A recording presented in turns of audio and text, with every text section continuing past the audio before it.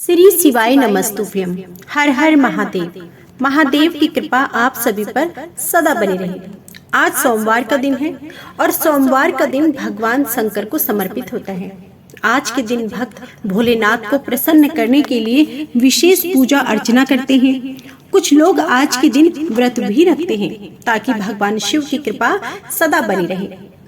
भगवान भोलेनाथ के आशीर्वाद के लिए यदि आप भी सोमवार का व्रत कर रहे हैं तो शिव व्रत कथा को पढ़कर या सुनकर इस उपवास को पूरा करें। व्रत कथा पढ़ने और सुनने से ही व्रत का पूर्ण फल प्राप्त होता है। तो रसपान कीजिए सोमवार व्रत की कथा का। एक समय की बात है, किसी नगर में एक साहूकार रहता था। उसके घर में धन की तो कोई कमी नहीं थी, लेकिन उसकी कोई संतान नहीं थी और इस कारण वह बहुत दुखी था। पुत्र प्राप्ति के लिए वह प्रत्येक सोमवार व्रत रखता और पूरी श्रद्धा के साथ शिव मंदिर जाकर भगवान शिव और माता पार्वती की पूजा करता था। उसकी भक्ति को देखकर एक दिन माँ पार्वती प्रसन्न हो गई और भगवान शिव से उस साहूकार की मनोकामना पूर्ण करने का आग्रह किया। पार्वती जी की इच्छा को सुनकर भगवान शिव ने कहा कि हे पार्वती, इस संसार में हर प्राणी को उसके कर्मों का फल मिलता है और जिसके भाग्य में जो हो उसे वही भोगना पड़ता है। लेकिन पार्वती जी के बार बार आग्रह करने पर साहूकार की भक्ति का मान रखने के लिए उसकी मनोकामना पूर्ण करने की वह इच्छा जताती रही। माता पार्वती के आग्रह पर भगवान शिव जी ने साहूकार को पुत्र प्राप्ति का वरदान तो दिया, लेकिन साथ ही यह भी कहा कि उसके बालक की आयु केवल 12 वर्षों की। माता पार्वती और भगवान शिव की बातचीत को साहूकार सुन रहा था। उसे ना तो इस बात की कोई खुशी थी और ना ही दुख था। वह पहले की ही भांति भगवान शिव जी की पूजा करता रहा। कुछ समय के बाद साहूकार के घर एक पुत्र का जन्म हुआ। जब वह बालक 11 वर्ष का हुआ तो उसे पढ़ने के लिए काशी भेज दिया गया।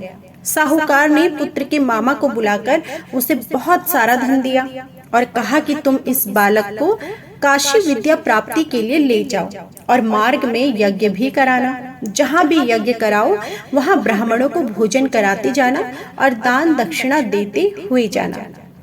दोनों मामा भांजे इसी तरह यज्ञ कराते और ब्राह्मणों को दान दक्षिणा देते हुए काशी की ओर चल पड़े। रात में एक नगर पड़ा जहाँ नगर के राजा की कन्या का विवाह था, लेकिन जिस राजकुमार से उसका विवाह होने वाला था वह एक आंख से काना था। राजकुमार के पिता ने अपने पुत्र के काना होने की बात को छुपाने के लिए एक चाल सोची।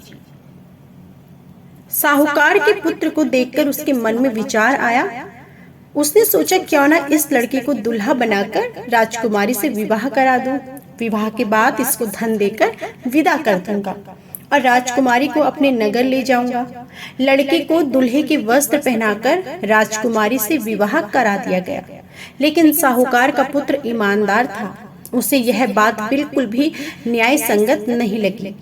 उसने जैसे ही अवसर पाया तो अवसर पाकर राजकुमारी की चुन्नी के पल्ले पर लिखा कि तुम्हारा विवाह तो मेरे साथ हुआ है, लेकिन जिस राजकुमार के संग तुम्हें भेजा जाएगा वह एक आंख से काना है। मैं तो काशी पढ़ने जा रहा हूँ। जब राजकुमारी ने चुन्नी पर लिखी बातें पढ़ी तो उसने अपने माता पिता को यह बात बताई। राजा ने अपनी पुत्री को विदा नहीं किया, जिससे बारात वापस चली गई। दूसरी ओर साहूकार का लड़का और उसका मामा काशी पहुंचे। वहां जाकर उन्होंने यज्ञ किया। जिस दिन लड़के की आयु 12 वर्ष की हुई उस दिन भी यज्ञ रखा गया। लड़के के मामा ने लड़के से कहा कि तुम आराम कर लो। मामा ने कहा कि तुम अंदर जाओ और अंदर जाकर सो जाओ। लड़के ने अपने मामा से कहा, मुझे मेरी तबीयत ठीक से नहीं लग रही है तो मैं आराम कर लेता हूँ। शिवजी के वरदान के अनुसार कुछ ही देर में उस बालक के प्राण निकल गए। मृत भांजे को देखकर मामा विलाप करना लग गए। संयोगवश उसी समय शिवजी और माता पार्वती उधर से गुजर रहे थे। माता पार्वती ने कहा, हे स्वामी, मुझे इसके रोने के स्वर सहन नहीं हो रहे। आप इस व्यक्ति के कष्ट को अवश्य दूर करें। जब शिवजी ने मृत बालक के समीप गए तो बोले कि वही साहूकार का पुत्र है जिसे मैंने 12 वर्ष की आयु का वरदान दिया था। अब इसकी आयु तो पूरी हो चुकी। लेकिन मातृ भाव से विभोर माता पार्वती ने महादेव से कहा कि आप इस बालक को और आयु देने की कृपा करें, अन्यथा इसके वियोग में इसके माता पिता भी तड़प तड़प कर मर जाएंगे। माता पार्वती के आग्रह पर भगवान शिव ने उस लड़के को जीवित कर दिया। शिव जी की कृपा से वह लड़का जीवित हो गया। शिक्षा समाप्त करके लड़का मामा के साथ अपने नगर की ओर चल दिया। दोनों चलते हुए उसी नगर में पहुंचे जहां उसका विवाह हुआ था। उस नगर में भी उन्होंने यज्ञ का आयोजन किया। उस लड़के के ससुर ने उसे पहचान लिया और महल में ले जाकर उसकी खूब खातिरदारी की और अपनी पुत्री को विदा किया।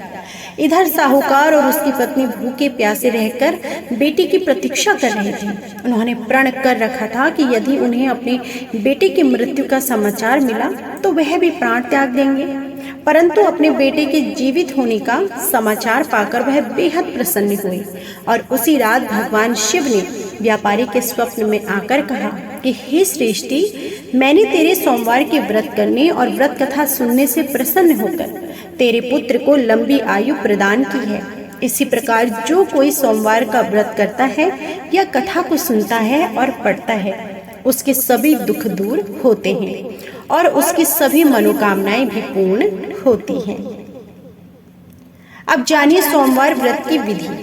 नारद पुराण के अनुसार सोमवार व्रत में व्यक्ति को प्रातः स्नान करके भगवान शिव जी को जल और बेलपत्र चढ़ाना चाहिए तथा भगवान शिव माता गौरी की पूजा करनी चाहिए।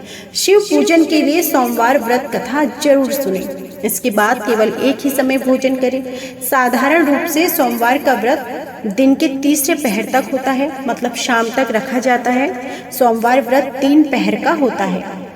प्रति सोमवार व्रत, सौम्य प्रदोष व्रत और 16 सोमवार का व्रत, इन सभी व्रतों के लिए एक ही विधि से भगवान शिव की पूजा की जाती है। सोमवार के व्रत में भगवान शिव जी की पूजा के बाद उनको मालपुए का भोग लगाया जाता है। मालपुआ भगवान शिव को बहुत पसंद है। कहते हैं कि शिव और पार्वती के विवाह पर भी मालपुआ ही बना था और महाशिवरात्रि के व्रत के दौरान भगवान शिव को मालपुए का भोग लगाना भी बहुत पुण्यकारी माना जाता है।